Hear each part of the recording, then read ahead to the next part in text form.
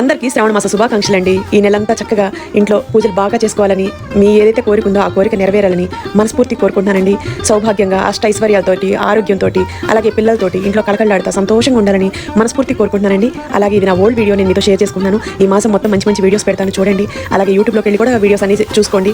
ఈ మాసానికి ఉండే గొప్పతనం ఏంటంటే చక్కగా ఈ నెలంతా మీరు చక్కగా లక్ష్మీదేవిని పూజించుకుంటే మన ఇంట్లో ధనానికి కానీ, అలాగే సిరి కానీ, సంపద కానీ దేనికి మనకి ఎటువంటి కొద ఉండదండి. మన ఇంట్లో ఆడపిల్లలు ఇలా కళకళలాడుతూ తిరుగుతూ ఉంటే వాళ్ళ రూపంలోనే మనకు లక్ష్మీదేవి అనేది ఉంటుందండి. సో నేను నమ్ముతున్నాను, మీరు ఎంతవరకు నమ్ముతారో నాకు తెలియదండి.